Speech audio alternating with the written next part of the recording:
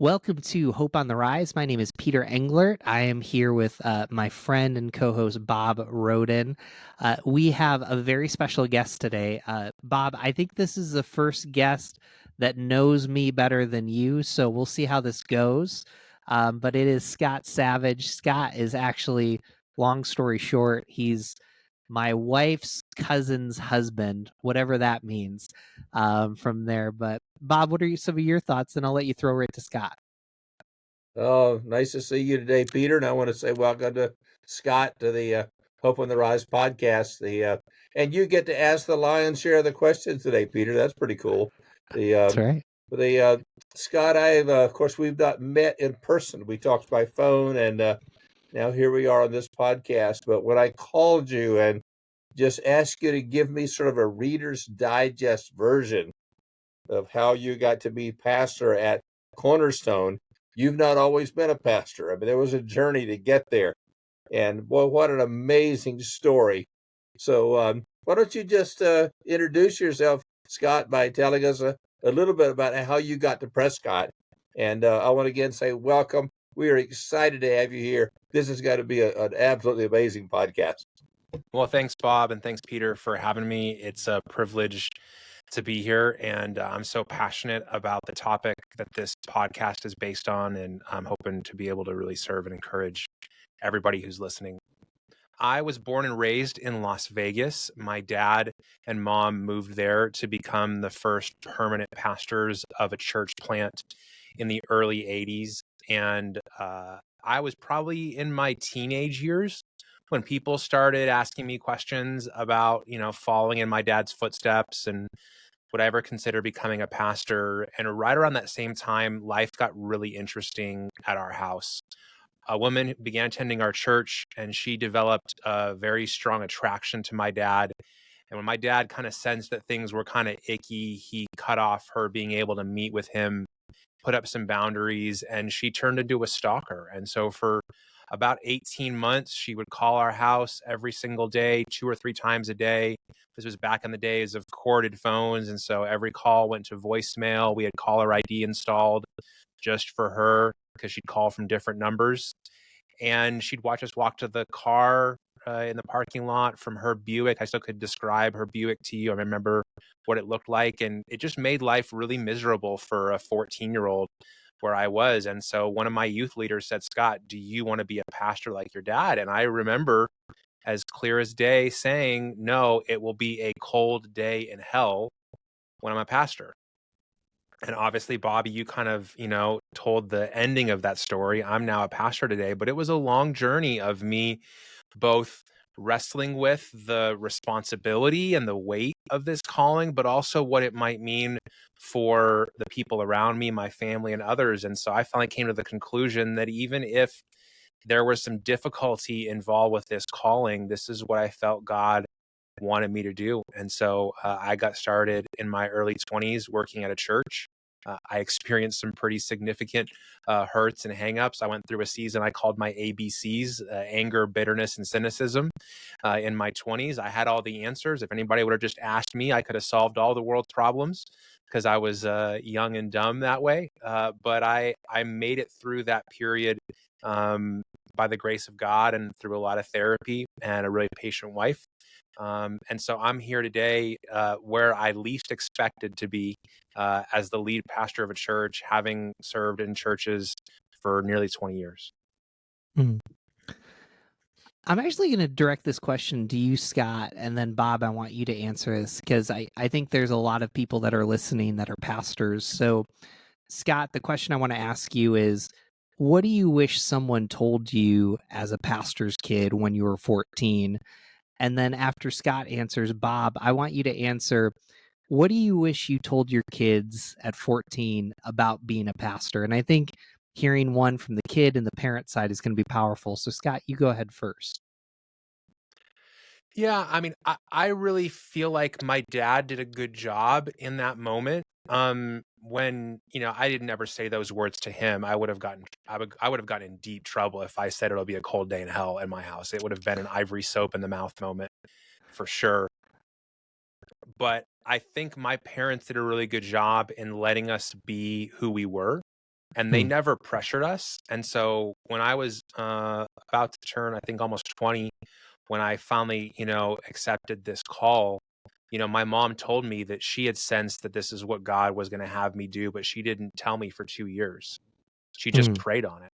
And I really feel like what happened in that moment with that youth leader who let me just vent my frustration and who didn't judge me or condemn me for it, and my mom who sensed that this is what God was leading me to, but she knew I needed to hear it from God and not from my mom. If my mom had told me this, I probably would not be doing this because I just wanted to spite my mom, And I feel like what my parents and my youth leaders did was they let me have my own relationship and journey with Christ to become who God wanted me to be, not who they thought that I should be or expected me to be. And so I think every 14-year-old, whether your dad's, being stalked or not, needs the freedom to have their own relationship with Christ and experience that calling. And certainly there are many moments to validate that when they come to you for that validation. But I needed to be called into this by God, not by my mom or my youth leader.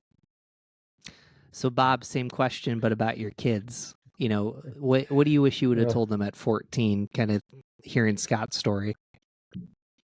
Well, I have a son who's also in ministry, and in looking back, I think it probably would have emphasized more. We did this some, but I think I would have emphasized more. This is kind of the best of times and the worst of times. It's the best of times in that it's the highest calling I think you could have in life. For God's calling to be on your life in that way. And what we understand about calling is that calling is forever, but you have different assignments in that calling. Because right now, Scott is in Prescott, and that's his assignment for now. I hope I said that right. You did. You nailed it. But so I think I would have wanted to emphasize, hey, this is not something that you get by osmosis. You don't get the calling by osmosis. It has to be something unique for every individual. And we did have those kind of conversations with our son, Rob. The second piece I think I'd want to emphasize again is that, nobody else can define you in the sense of sometimes people can try to hurt you or say things about you. I mean, when you're a leader, you're a target. It's just the way it is. You are a target. And when that happens, to know that God will be with you, will help you, and to live your life in such a way that the kinds of accusations sometimes that come, or the claims that your life sort of defies them by the way you live. People say that's not the person I know. I'm aware that people sometimes have things surprise us in life. We understand that, but I think knowing that there are tough places in the ministry. I mean, there are times when you say to yourself, "Hey, do I want to do this still?" The hurts, all the things that go on. But you know what? There hurts in all places of life. It's maybe a little different in the ministry in some ways, but everybody in life gets hurt in some ways. So I think it's a matter of understanding those two sides of the coin that you walk with. So, Bob, I think that's just beautiful because I think in some ways you summed up Scott's story. But Scott, from what Bob just said about hurts and accusations, it wasn't easy for you to enter into pastoring. Based on what Bob said, kind of fill in the blanks of kind of what you've worked through and, where you are today. Yeah, I was telling a friend recently that I feel like some of the things that I'm watching people in my feed on social media work through that are termed like deconstruction and other things, I feel like some of those things were happening in my early years of ministry. We didn't call it, hashtag exvangelical or deconstruction. It was called the emerging and the emergent church movement of the 2000s. And so what happened was I started reading people in that early season of my 20s when I was getting into ministry, and they were helping me point out all the things that were wrong and broken in the church. And so I became a very good communicator and expert at pointing out all the things that were wrong and broken. And because I was dealing with some hurt in my own life, and I had anger and bitterness and cynicism, coursing through my veins, I could get very pointed. But my life changed in 2009 when a guy sat down with me who was attending our service we were doing on Sunday nights, and his name was Michael. And Michael said, "Scott, I've been coming for a while. I've been hearing you preach, and I have a question for you. And that question is, where's the hope?" He said, I've buried 5 friends in the last year who've all died by suicide. He goes, I've considered suicide too.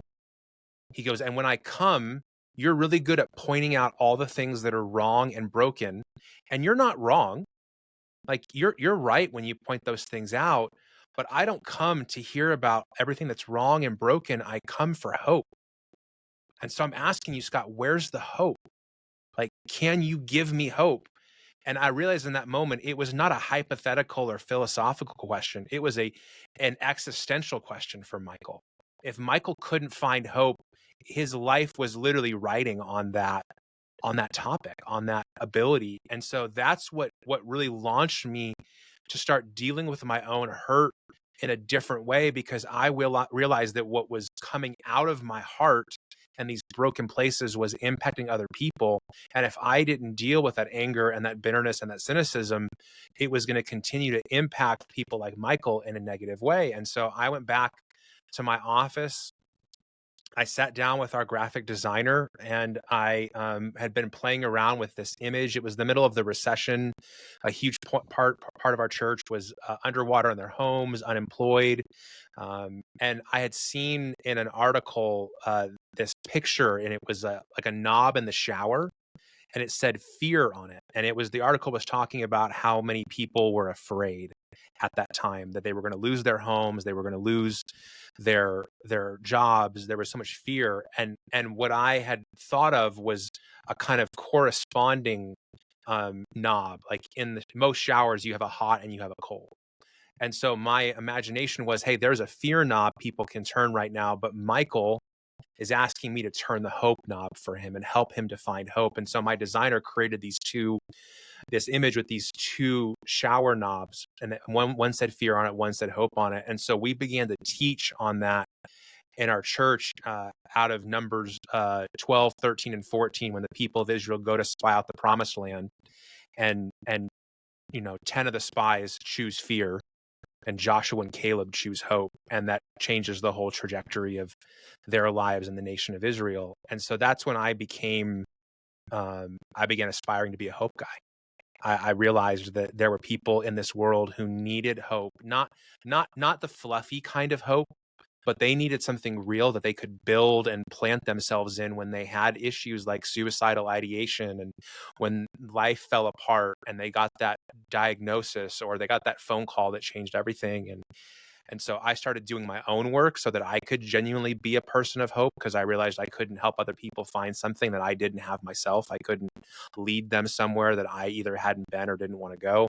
And I realized at that point that I wanted to have a different kind of voice in the work that I did, and that would require me to have a different kind of heart as a pastor and a leader. Bob, I hear a ton of similarities with you and Scott. I'm curious, maybe some of the questions that you have for him, because I feel like I'm talking to a younger version of Bob right now. Mhm. I was thinking, Scott, as you were talking, that hope comes in different ways to people, but for me, it sort of came out of the narrative of my own life. As I would talk to people about having my mother was killed when I was 2, and my stepdad, and not knowing who my dad was, and living with a grandmother, and it's really a complicated story. But people begin to say, "But you're a pastor today, and you came through all of that." And I realize that people identify with your hurts and your scars in life, as long as you don't stay there. Mm-hmm. I think if you camp there and that's all you talk about, then people say, well, what is there to this message of Mm-hmm. Jesus Christ in your life? But when we begin to say, I was there and I still have all that to think about, but I also want to know where God has brought me today. Mm-hmm. That the narrative piece is what I think people identify with story, Mm-hmm. and your story, Scott. So people identify. They know your story, what you've come through, and that makes it more than just a fable of some kind. People just talking. They say, here's a real person that Mm-hmm. I'm listening to.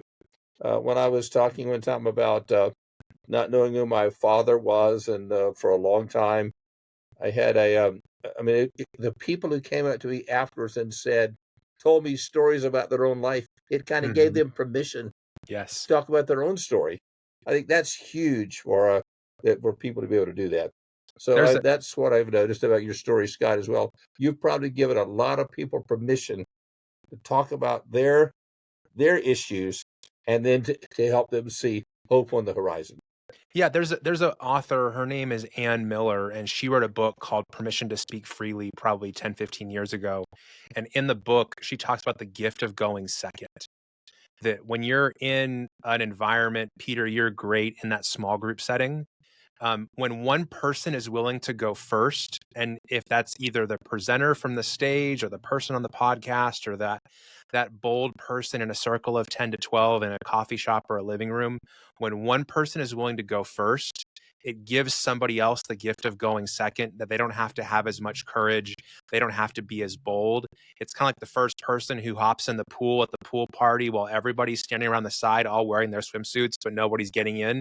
And when one person cannonballs into the deep end and everybody gets wet, within 2 minutes, everybody's in the pool. It just took one person who was willing to go first. And that's often like the most courageous and gutsy, move of them all. But my wife and I have a mantra that everybody has a story to tell if you'll stop long enough to listen. But the truth is, beyond that, if everybody has a story to tell, some people don't feel safe. They're not sure how they'll be received. They're not sure what the response is going to be. And so if somebody else shares their story and gives the kind of modeling of, hey, this is a place that you can do that, everybody has something they want to unburden themselves of. Everybody has some struggle that they want to be able to feel seen and known with. And so when we, in the influences, the platforms, the opportunities we have, and we can share transparently and appropriately the things that we've been through, we give other people the gift of going second so they can be seen and known and loved and accepted the same way. I was just thinking as you're talking, Scott, about why we may or may not share our stories.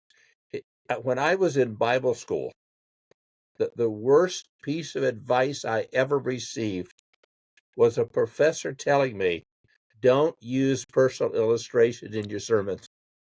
And here I am I'm at a formative stage, so I listened to Mm-hmm.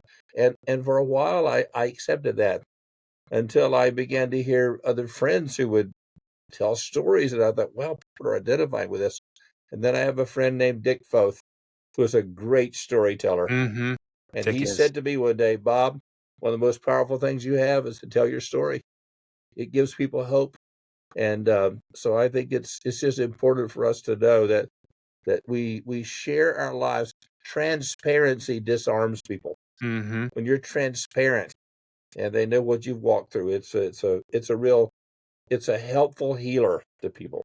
Yeah, and I think we're living at a time that's increasingly cynical. I think it was probably 2017 or 2018. I think Time or The Atlantic, they called it the age of cynicism. And so there's a growing distrust of leaders. There's a growing distrust of institutions. There's a growing distrust of authority figures. So, my dad, went to seminary in the same era as you, Bob. And so he was taught, don't let people get close to you. Don't be transparent. Don't tell personal stories. And I think that worked in an era where there was more trust and respect for people based upon the office or the role that they held.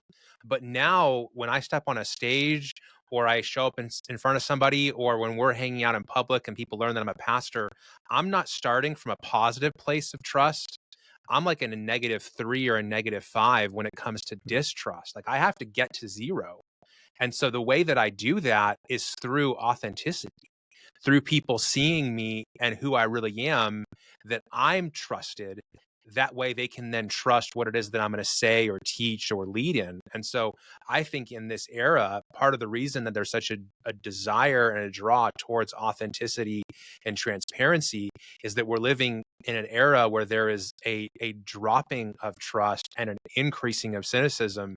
And those kind of authentic, transparent, patterns can cut through the noise of that. Mhm.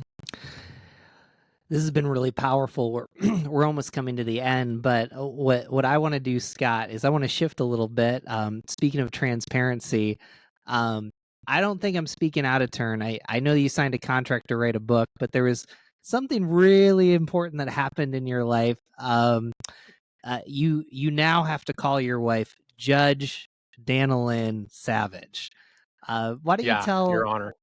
Your Honor, why don't you tell us just a little bit about your story about your wife and even a bit about your kids in this last year of what that was like? I think that would be great to be transparent to model that. Yeah, we're kind of like a walking joke, a pastor and a judge walking to a bar. We're a unique combination. But my wife has been an attorney as long as I've known her. She feels as equally called to her work in law as I feel called to my work as a pastor. And she spent almost all of her career as a public servant, as a prosecutor. She was the juvenile prosecutor of the year for the state of Arizona back in 2021, and she's been very successful as a prosecutor. But about 18 months ago, she really felt a stirring that the next step for her in that career of public service was to be a judge. It wasn't a stepping stone and a climbing on a ladder. She just sensed, hey, this is the next iteration or the next piece of this calling. And so she began to apply for opportunities to be a judge. She went through 2 different rounds. And then in December of 2023, the third time she applied to be a judge, she was appointed by our governor in December. And so she's been serving on the bench for the last, 5 months, almost 6 months. And it's been a really incredible journey, Peter, because I'm the extrovert. I'm the person who likes being in front of a camera. I'm the person who just put a microphone in front of my face and I'll start talking. But my wife is very opposite personality wise. She is an introvert. She does not do well. Like, I'm just sitting in my office in front of a camera right now. This would be her least favorite environment to talk in. She'd be incredibly anxious. But I have seen so much courage and growth in her because she feels this sense of calling, that she's doing so many things that she would have never have done before. Our county is smaller, and so because of it, after being appointed, she has to run for office, like any other politician. So we call her the accidental politician because she's going to events and she's out talking to people. But she really believes that this role is incredibly important, and that judges, like pastors, have lost a lot of respect in culture. And she really feels like part of her responsibility is to, at least where she has an opportunity, restore trust, treat people with humanity, act with humility. And so, we're out here, we did petitions to get her on the ballot. She got those done, set a record for a judge to get petition signatures in our county. And we're here supporting her. And we just had her formal, they call it an investiture. It's basically like inauguration for a judge. We just had that formally about 4 weeks ago. But my kids got to give up and give speeches about their mom, and they were hilarious and cute. My son led the pledge. My other son and daughter put her robe on her, and then Danny shared an amazing speech, and it was just really, really powerful. So I have so much admiration, respect for her, not just because it's part of her title, but I see the journey that she's been on, the things that she's been through, being bullied as a kid, people in church settings, laughing, how could there be a Christian attorney? Isn't that an oxymoron? She's pushed through so much, and she is doing such an incredible job at her work, and she's touching people's lives, and she's connecting with people that will never darken the door of a church, that I will never impact, but she's having an impact on them and living out her faith there. So thanks for the opportunity for me to brag on her, Peter, but she's a pretty big hero in my life right now. Oh, that's great.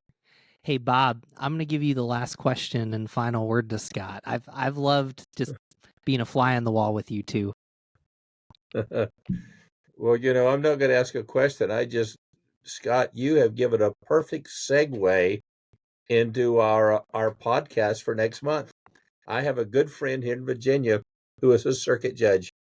He is a strong believer, Hey. and I just talked with him the other day, and I said, "Would you be willing to be on our podcast?" I didn't know if judges could be. He said, "Absolutely, I'll be on your podcast." So we're That's working awesome. it out, and I think he will be on next month, which is, of course, July. We have July the 4th, and be a perfect time for him to be here. But well, thank you for setting that up, Scott. You didn't even know that. See, but I know. it's That's just awesome. amazing how God works in so In many different mysterious ways, and ways. it's put it all together. So didn't have a question, but that's just an observation. I want to thank you today, Scott, for what you shared. This will make a difference in many people's lives, and thank you for being here today, being with us. Well, I Scott, have one last thing. oh no, I see Go your ahead. hand. I think I know where you're going because we know each other.